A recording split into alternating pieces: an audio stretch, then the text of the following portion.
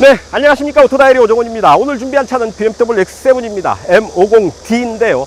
국내 시판 중인 X7 시리즈 중에서 최고 트림이 되겠습니다.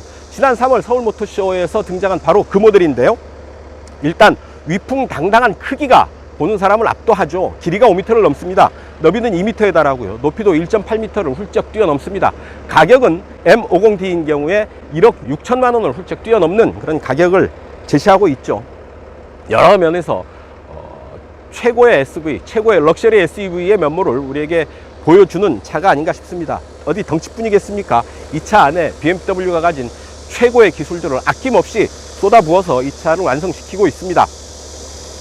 자, BMW가 제안하는 최고의 럭셔리 SUV X7 M50D 타고 오늘 시승을 진행하겠습니다. 좋아요, 구독하기 누르시면 출발하겠습니다. 누르지 않아도 출발할 수밖에 없습니다만 그래도 눌러주실 거죠?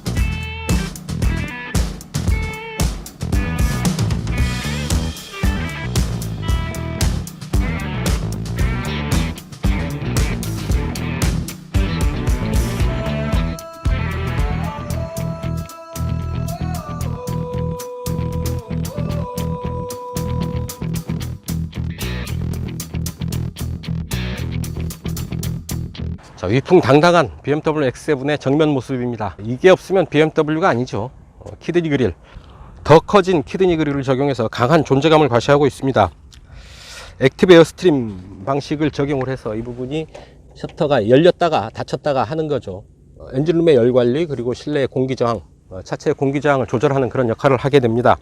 헤드램프는 BMW 레이저 라이트를 적용을 하고 있습니다. BMW 레이저 옆에 써 있죠. 파란 램프를 적용하고 있는 부분인데요. 조사거리가 무려 500m에 달합니다. 운전자의 시야를 좀 더 밝게 보장해 주고요.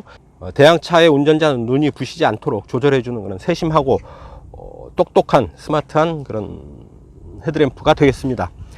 타이어입니다. 앞 타이어는 27540R 22 사이즈의 피렐리 타이어를 적용을 하고 있고요.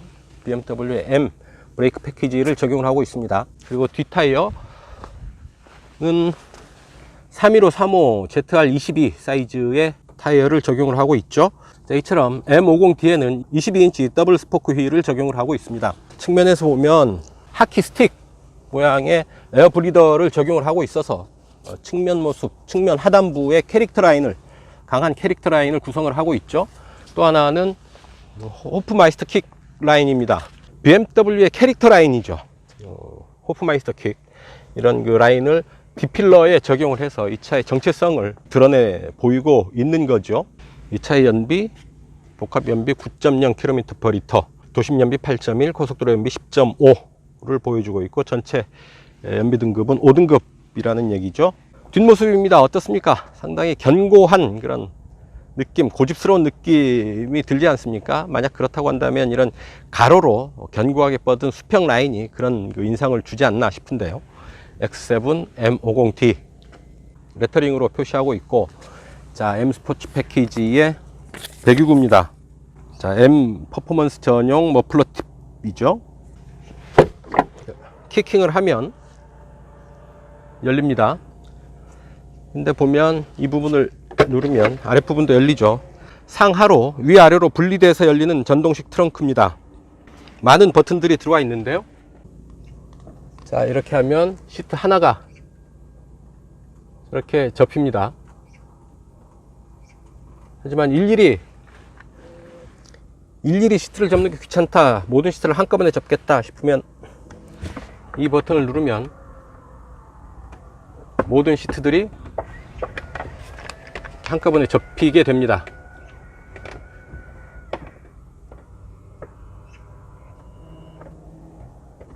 저것도 이제 마저 접히죠.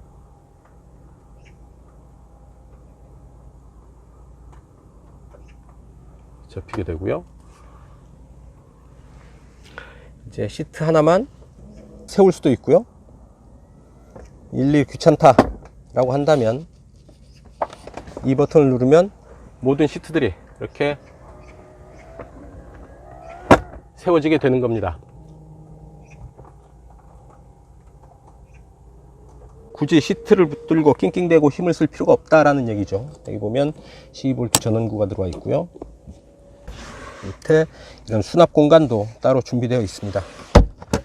그 풍경이 좋은 곳에서는 이렇게 걸터 앉아서 풍경을 감상하는 여유를 부릴 수도 있겠죠.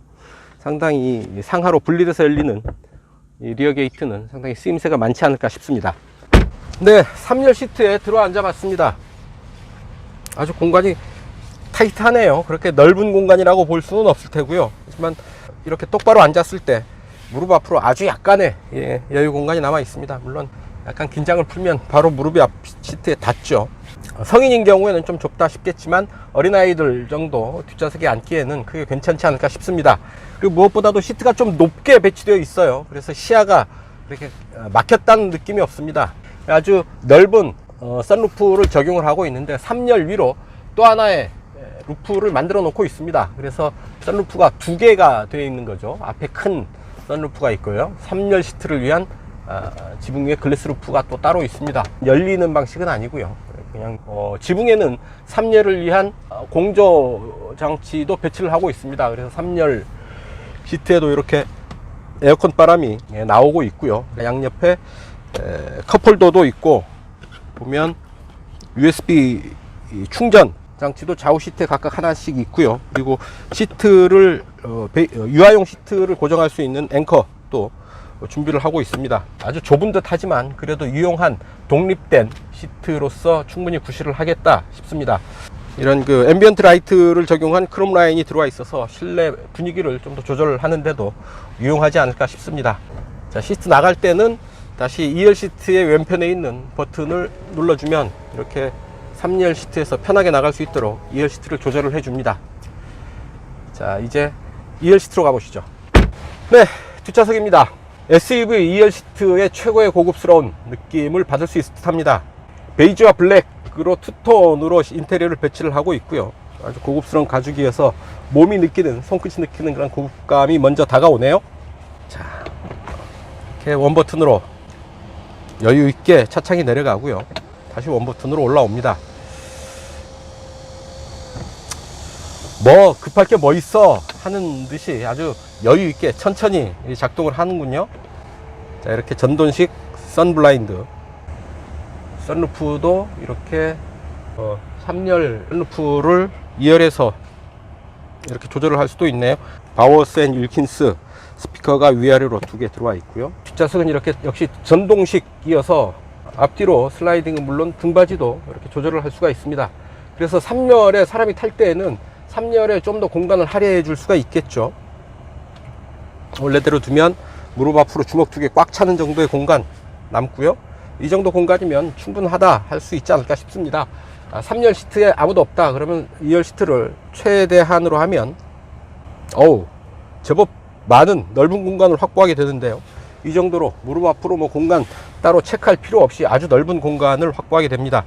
자, 아주 호화로운 공간 그 자체가 주는 고급감도 이렇게 만끽을 할 수가 있겠고요. 암레스트를 내리면 이렇게 두 개의 컵홀더를 마주할 수가 있겠네요. 그리고 필요하다 싶으면 이 부분을 접어서 가운데 좌석은 아예 접어서 뒷좌석을 4인승으로만 사용을 할 수가 있겠습니다. 원래 이 차 트림에 따라서 6인승 트림이 따로 있습니다. 6인승은 M50D의 2열 시트를 2인승으로 만들어서 전체 6인승으로 구성하는 시스템이죠. 그래서 결국 2열 시트가 3인용이냐 2인용이냐에 따라서 7인승이냐 6인승이냐가 결정이 되게 됩니다. 자, 뒷좌석을 위한 인포테인먼트 시스템, 개별 시트 앞으로 각각의 모니터가 배치되어 있죠. 통해서 내비게이션, 오디오, 라디오를 들을 수도 있고요. 블루투스 오디오를 들을 수도 있고, 스크린 미러링을 통해서 스마트폰을 연동을 해서 사용을 할 수도 있겠습니다. 자, 그리고 개별 음악을 들을 수도 있을 테고요. B필러에 공조 구멍이 들어와 있고요. 센터 콘솔 뒤로도 뒷좌석을 위한 송풍구가 배치되어 있습니다. 그 아래 공조장치 조작 버튼이 들어와 있고요. CD 오디오도 따로 조작을 할 수가 있게 되어 있고, HDMI 단자, USB 단자, 충전용 USB 단자, C타입이죠. C타입으로 요즘 통일을 하는 것 같아요. 이렇게.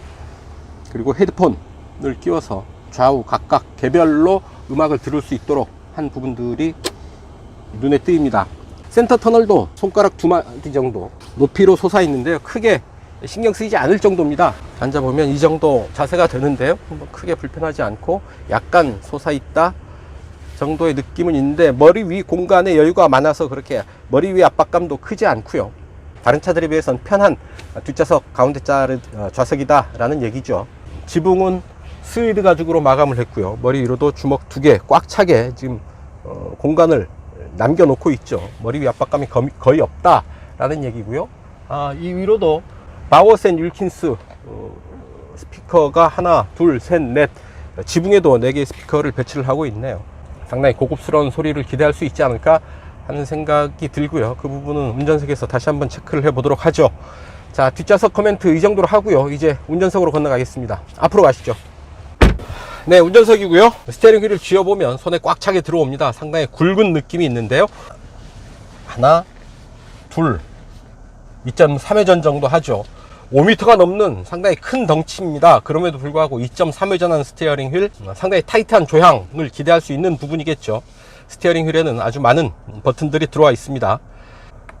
자, 드라이빙 어시스트, 그리고 안전거리 제어 버튼이 들어와 있고요. 속도 제한 장치도 들어와 있습니다. 왼쪽에는 그래서 주로 드라이빙 어시스트 ADAS 시스템이죠.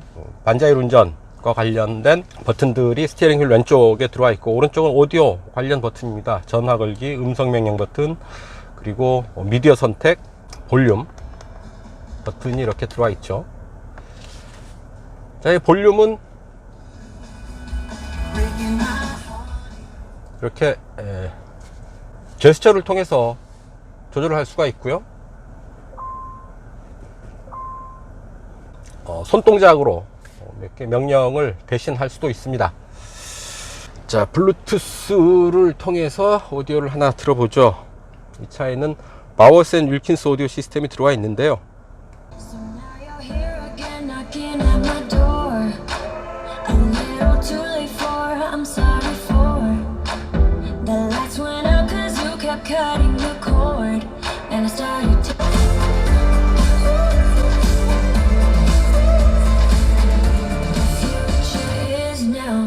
자, 이런 정도의 노래를 들을 수가 있겠습니다.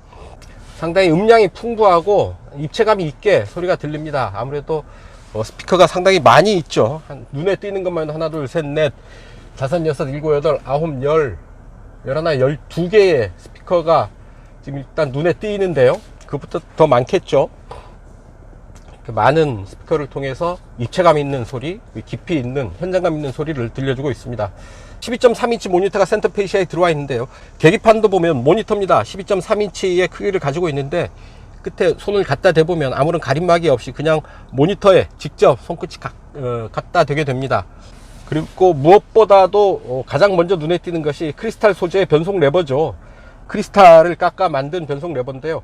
어떤 그 보석과 같은 그런 고급스러운 느낌을 주게 되죠.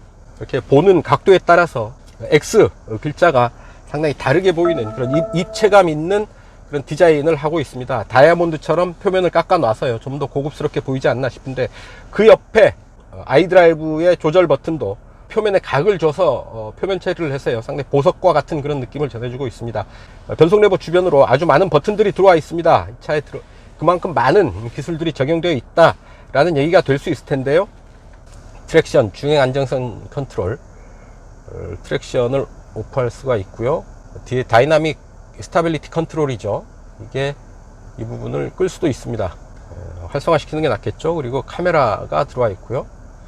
활성화 지점을 보면 이렇게 주차 보조 기능이 있고요. 차의 앞뒤를 모두 보여주게 되고, 차 도어를 열었을 때의 각도까지 표시를 해 주는 거죠. 자, 이렇게 차의 축구방에서 보는 각도도 함께 표시를 해 줍니다.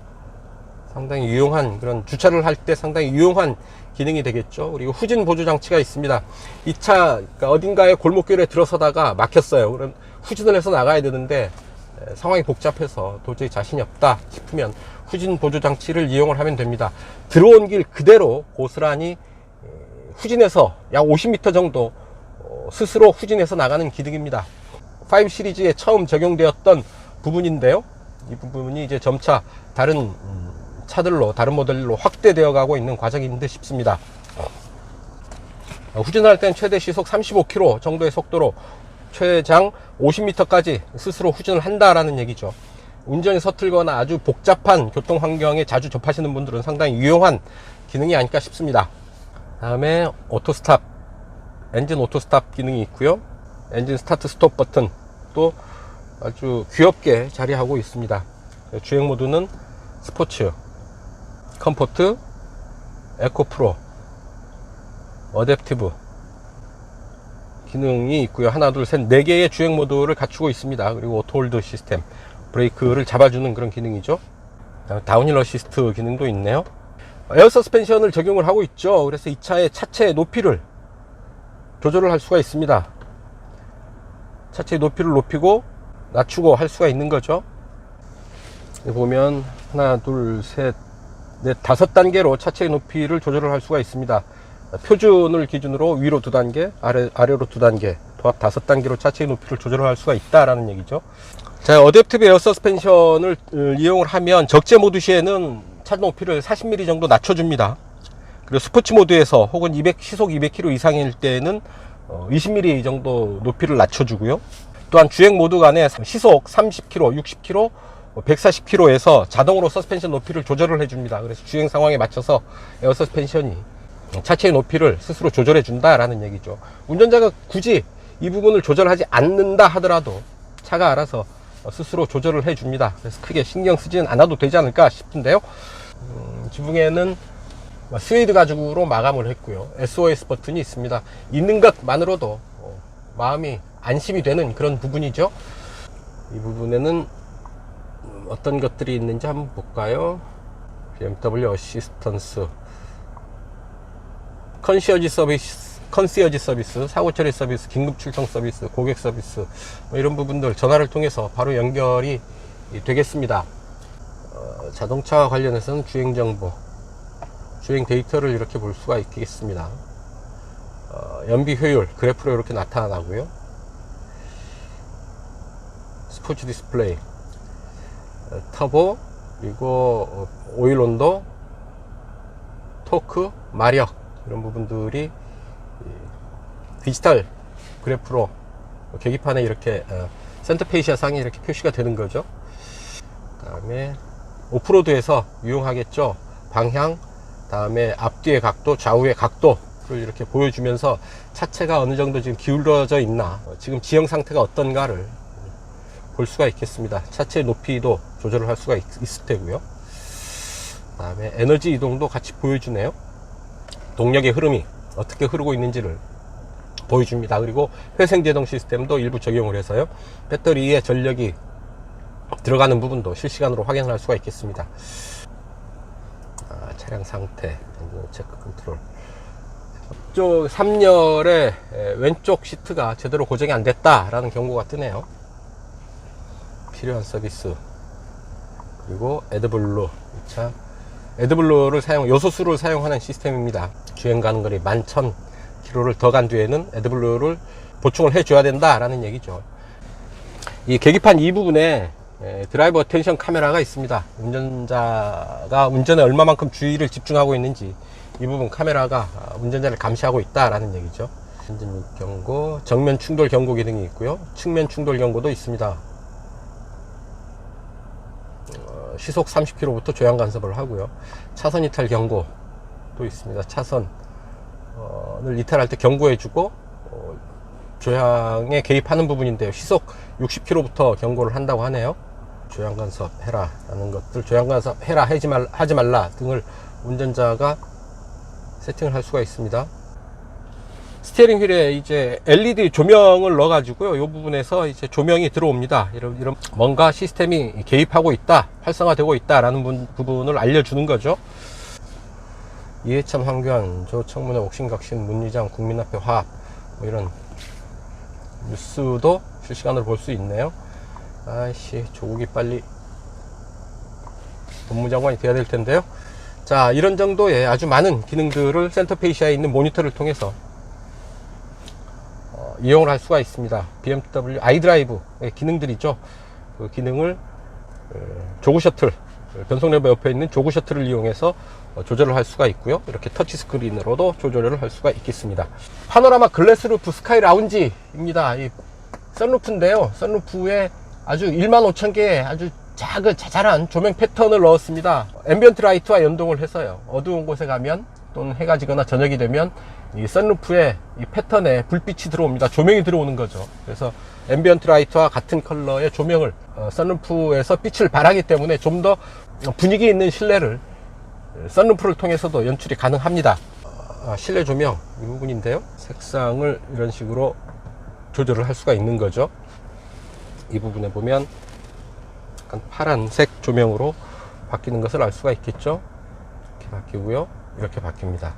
좌석편이 이 부분은 시트를 조절을 하면 위로, 밑으로, 앞으로, 뒤로, 그리고 허벅지 부분만 좀 더 앞으로 해서 허벅지를 편하게 받쳐줄 수도 있고, 그 다음에 헤드레스트만 위아래로 전동식으로 조절을 할 수도 있고, 그렇게 됩니다.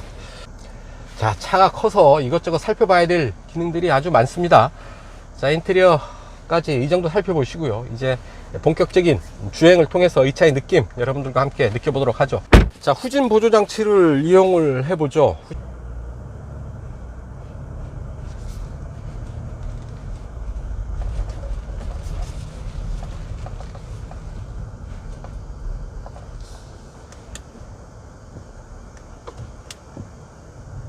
자, 후진 보조 장치를 이용을 하면 이렇게 차가 왔던 길을 그대로 차 스스로 조향을 하면서 후진을 하는 거죠. 지금 스티어링 휠에 초록색 LED 등이 표시가 됐죠. 차의 후진 보조 기능, 후진 보조 장치가 지금 작동을 하고 있다 라는 얘기입니다. 이런 식으로 해서 약 최대 주행 거리에 지금 도달을 해서 멈췄습니다. 자, 이만큼 제가 갔던 그 길을 그대로 돌아 나와서 처음에 시작했던 자리까지 돌아온 거죠. 상당히 유용한 기능이 아닐 수 없겠습니다. 과속 방지턱을 아주 부드럽게 넘어갑니다. 툭, 툭. 노면이 그렇게 썩 좋지 않은 구간인데요, 어댑티브 서스펜션이 상당히 노면을 잘 조율해주고 있습니다. 노면의 충격을 상당 부분, 거의 대부분을 걸러주고 운전자에게 시트를 통해서 충격을 전달하는데요, 크게 신경 쓰이지 않는다고 해도 좋을 정도로 상당히 노면 충격을 잘 걸러주는 듯한 그런 느낌을 받고 있습니다. 자이로에 올라섰습니다. 자, 에코 프로 모드로 가고 있는데 편안하게 밀고 달리는 그런 느낌, 상당히 인상적입니다.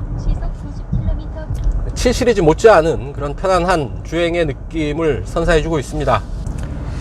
주행 모드를 이제 스포츠로 바꿔봅니다. 계기판이 빨간색으로 바뀌죠. 자, 일단 스포츠 모드에서 좀 달려봅니다. 어우, 가속 페달을 툭 밟았더니 그냥 이 으르렁거리는 소리, 이렇게 이빨 확 드러내는 그런 느낌은 아닌데 400마력의 힘을 가진 차죠. 자, 툭 밟아보는데 아주 살살살살 밟는데도 차체의 반응이 금방금방 나타납니다. 시트가 등을 팍팍팍팍 밀고 가는 그런 느낌이 있는 거죠. 자, 90km 속도로 편안하게 움직이고 있습니다. 노면이 이곳은 그렇게 썩 좋지가 않아서요. 노면에서 발생하는 잡소리가 아주 잔잔하게 실내로 들어오고는 있지만 실내의 쾌적함을 해칠 정도는 아닙니다. 차체가 높아서요, 시야는 넓은데 차체의 흔들림 어느 정도 느낄 수 있지 않을까 하는데 상당히 편안하게 흔들림을 제어하면서 움직이고 있습니다. X7 SUV 중에서 최고 트림인데요, 최고급 세단 수준의 승차감 충분히 확보하고 있지 않나 싶습니다. 노면의 충격을 받아서 차체가 살짝 흔들릴 때는 어쩔 수 없이 어떤 그 차체의 높이가 주는 한계를 느낄 수밖에 없겠습니다만, 그래서 그 정도가 크지 않습니다. 상당히 어떤 그 노면에서의 진동, 흔들림, 충격 이런 부분들을 상당 부분 걸러서 전달하고 있다라는 사실이고요. 그래서 그런 부분들이 바로 이 차의 고급감을 느끼게 해주는 요소가 아닐까 싶습니다. 차체의 속도에 따라서 30km, 60km, 그리고 140km를 지나는 시점에서 차체의 높이가 조금씩 더 낮아지죠. 에어 서스펜션을 적용한 어댑티브 에어 서스펜션의 역할입니다. 그만큼 주행 안정감을 확보하기에 유리한 그런 측면이 있고요. 운전자가 달리면서 일일이 이것저것 신경 쓰지 않아도 차가 스스로 알아서 차의 여러 요소들을 잘 컨트롤해주는 그런 부분이겠습니다. 속도가 빠른데도 차로의 중앙을 잘 유지하면서 달리네요. 차로를 잘 인식하고 있습니다. 자, 좀 달려봅니다.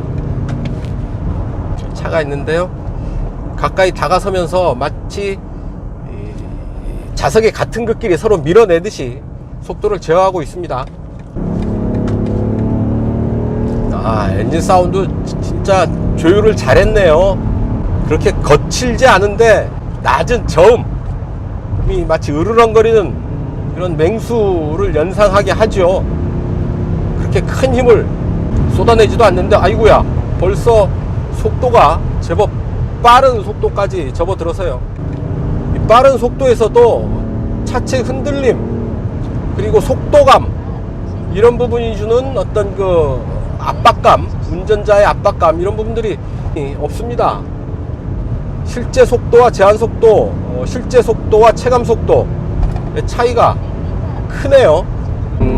좀 달린다 싶어서 계기판을 보니까 대단히 빠른 속도였습니다. 헤드업 디스플레이가 앞유리창에 투사가 되는데요, 보기가 상당히 편합니다. 그리고 주행 모드에 따라서 헤드업 디스플레이에 표기되는 방식이 달라지기 때문에 헤드업 디스플레이를 보는 것만으로도 주행 모드가 뭐다 라는 것을 알 수 있지 않을까 싶습니다. 스포츠 모드에서는 헤드업 디스플레이가 이렇게 드러납니다. 차로가 이렇게 굽어 나가는 길을 잘 따라 나가고 있고요. 지금 차선이 그렇게 진하지가 않습니다. 상당히 좀 희미한 차선인데요, 차선이 조금 희미한 편인데도 잘 읽으면서 회전을, 곡선 구간을 빠져나가고 있습니다. 시력도 좋은 거죠. 자, 시속 100km에서 RPM 한번 보실까요? 자, 스포츠 모드로 가고요. RPM 한번 체크를 하겠습니다. 시속 100으로 세팅을 하고요. 차로를 넘어갈 때는 상당히 강하게 반발하는데요, 시속 100에 맞췄고요. RPM은 약 1200 정도 봐야 되겠죠. 7단, 6단, 5단,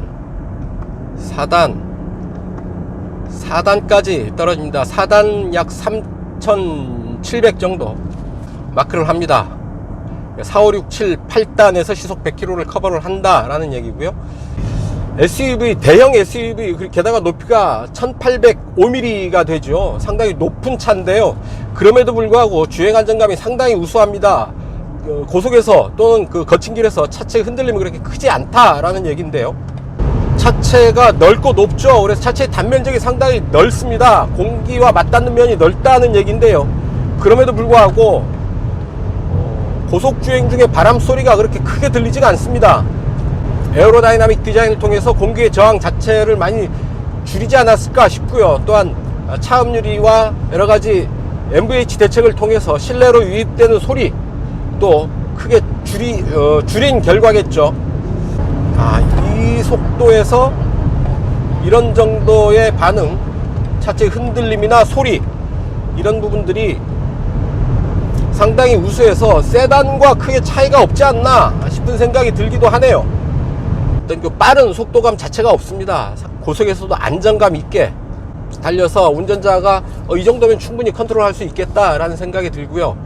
불안하지 않습니다. 고속에서도 워낙에 차차의 주행 안정감이 뛰어나다라는 얘기가 될 텐데요.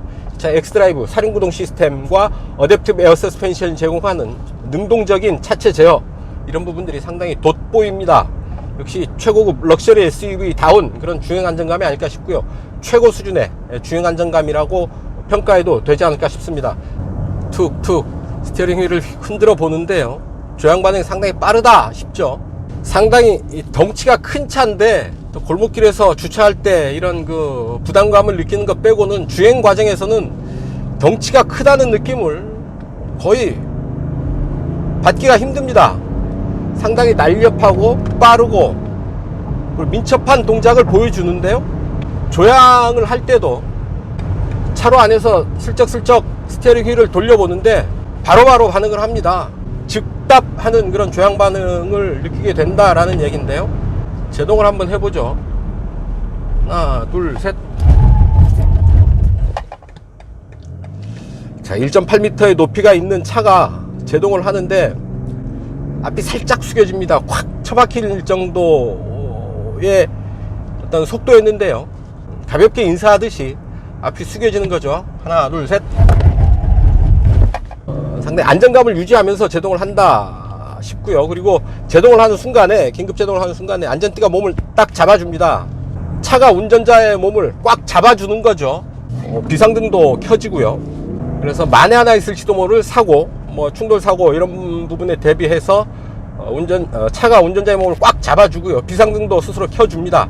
차체는 살짝 숙여지는 정도의 안정감을 유지하면서 제동에 반응을 하고요.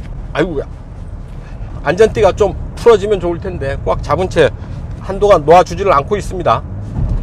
자, 이제 타이트한 코너를 한번 돌아 나가 볼 텐데요, 차체 높이가 1805mm에 이르는 극단적으로 높은 SUV라는 점, 그리고 길이가 길죠. 5m가 넘는데요.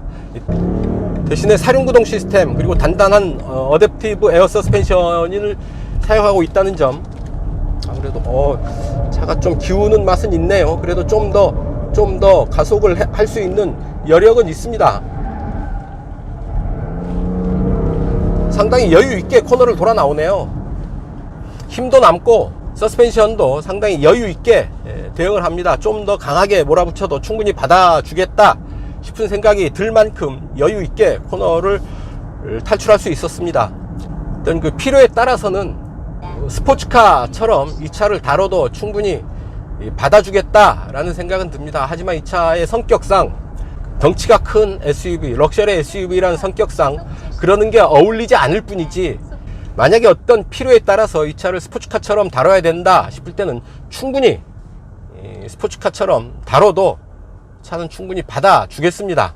그 속도, 고속주행, 그리고 어떤 그 코너링, 와인딩 이런 부분에서 충분히 어떤 그 고성능 스포츠카 못지않은 그런 성능을 기대할 수 있다라는 얘기죠. 물론 이처럼 큰 SUV의 그런 모습들이 어울리지는 않겠으나 필요하다면 그렇게 다뤄도 충분히 받아준다라는 얘기가 되겠죠. 자, 이 차 또한 대형 SUV여서 오프로드 성능도 한번 테스트를 해봐야 맞겠습니다만 오프로드에는 들어가지 않겠습니다. 이 차 워낙 고가의 차고요.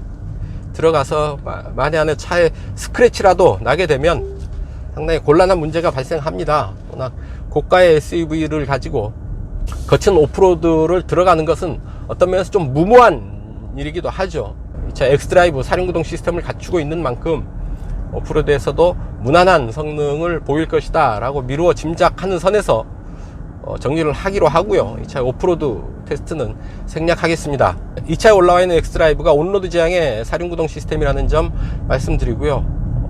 4H, 4L, EH 이렇게 구분해서 운전자가 조절할 수 있는 부분은 없습니다.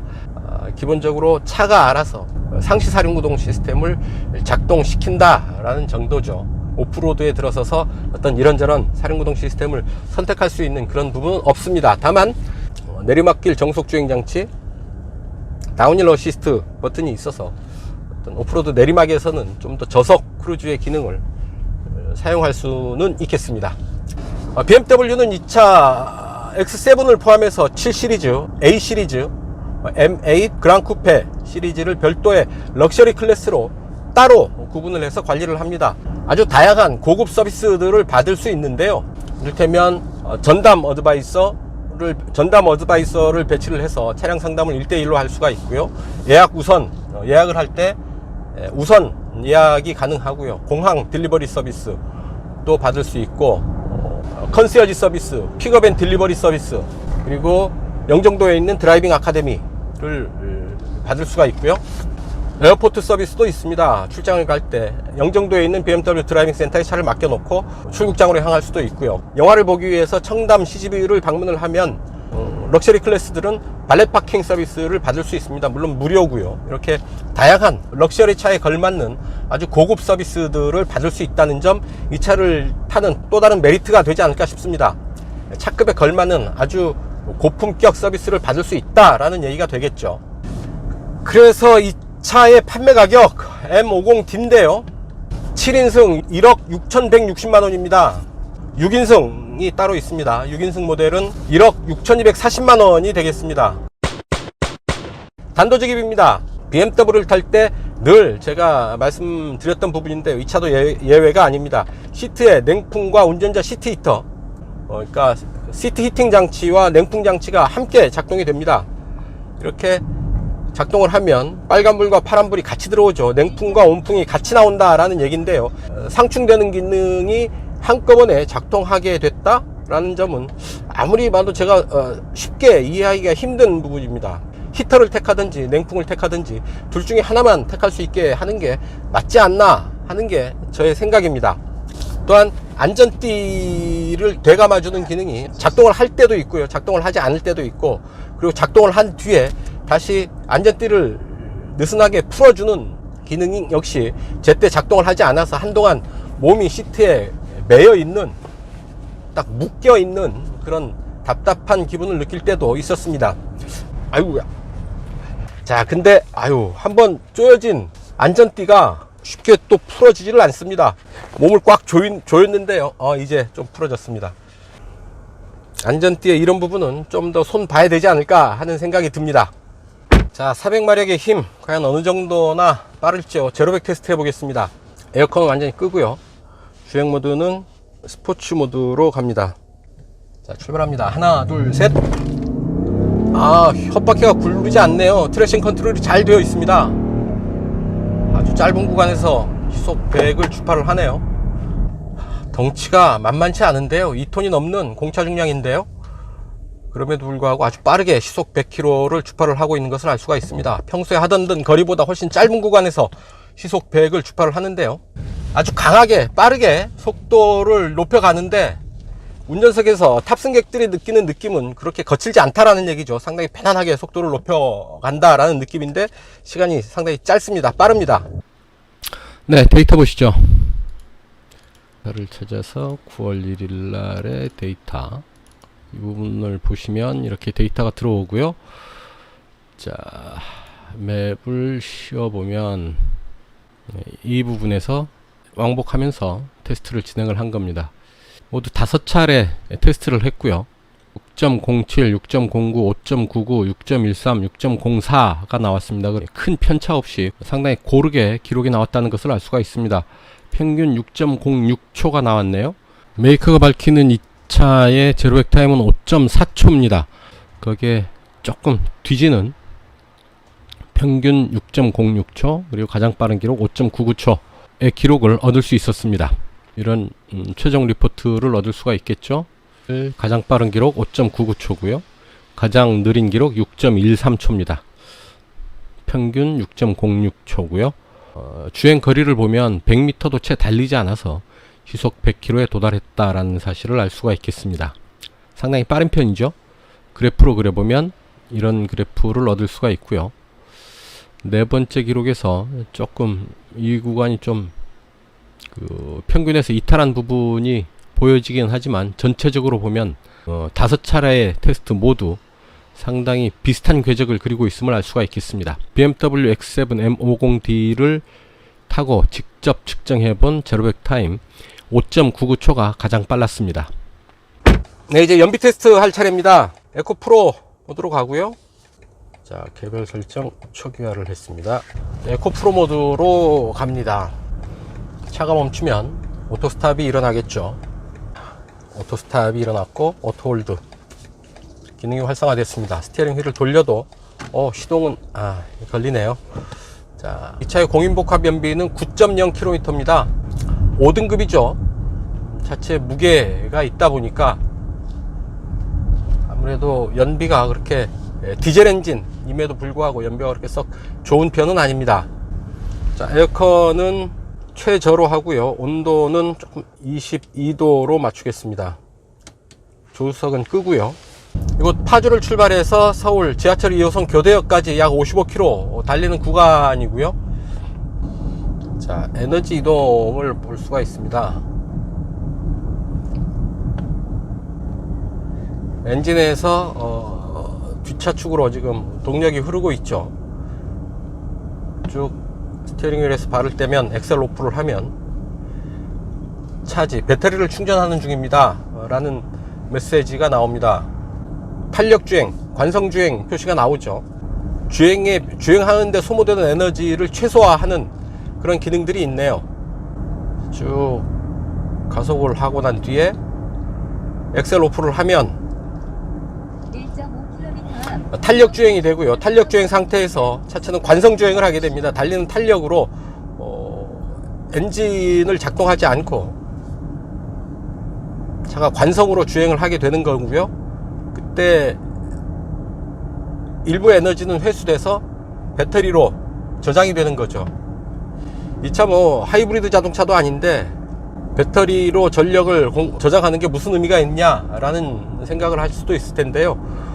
하이브리드 자동차가 아님에도 배터리를 충전을 해서요, 일상 주행 상황에서 기본적으로 필요한 전력 공급을 하는데 사용을 하게 되죠.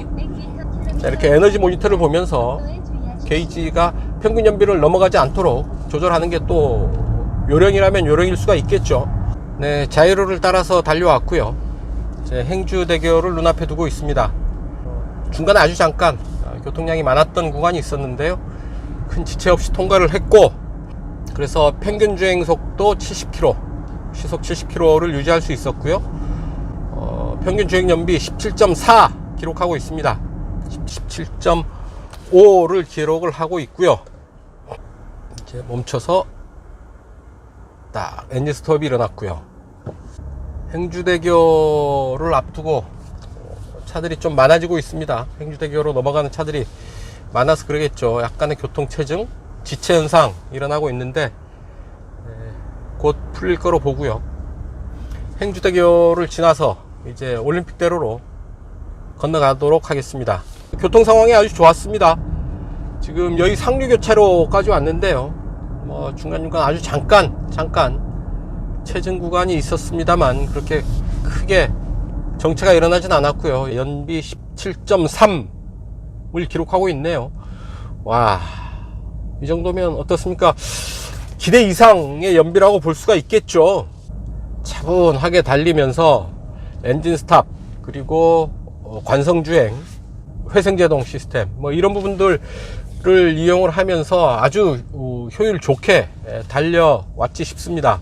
생각해 볼 지점이 있죠. 최고 출력 400마력인 이 차를 끌고 이렇게 살살살살 달릴 거면 뭐하러 이 차를 타느냐 라는 생각을 할 수도 있겠습니다.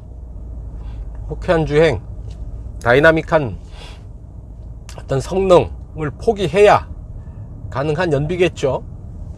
또한 반대로 생각해 본다면 호쾌하게 다이나믹하게 달리는 차지만 작정하고 연비 주행을 하면, 경제 운전하면 이 정도로 아주 우수한 놀라운 연비를 보일 수도 있다 라는 얘기가 되는데요. 제가 연비 테스트를 하는 의미는 이 차 개별 차들의 연비가 그렇게 우수하다 라는 얘기를 하고자 함이 아닙니다.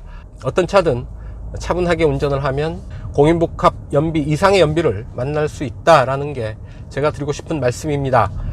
이 차 지금 뭐 17.1의 연비를 기록하고 있는데요. 이 정도면 이 차의 공인복합 연비가 9.0km입니다. 그러면 거의 2배에 가까운 연비를 보이고 있다라는 얘기죠.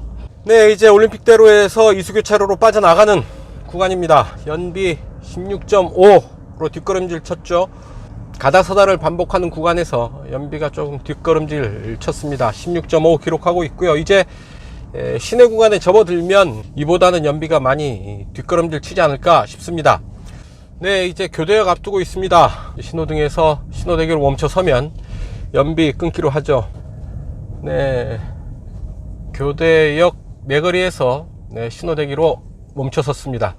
연비 14.9 기록했습니다. 평균 속도 42.2 그리고 평균 연비 14.9를 기록했고요. 주행거리는 55.9km입니다. 파주에서 이곳까지 55.9km를 달려와서 14.9km/L의 연비를 기록했다라는 얘기죠. 공인복합 연비 9.0에 비해서는 상당히 우수한 연비라고 얘기할 수 있겠죠. 400마력의 힘을 내는 이 차도 아주 다루기에 따라서는 이 정도 수준의 아주 높은 수준의 연비를 보여줄 수 있다라는 점 확인을 했고요. 연비 테스트 여기서 정리를 하겠습니다. 네, 지금까지 BMW X7 시승을 했습니다. 위풍당당 그 자체라고 말씀드리면 어떨까 싶습니다. 생김새부터 그렇죠. 아주 당당한 모습, 이런 그 위풍당당함이 주행하는 모습에서도 그대로 드러납니다. 중저속 구간에서는 최고급 럭셔리 세단 못지않은 그런 그 승차감을 선보이고 있고요.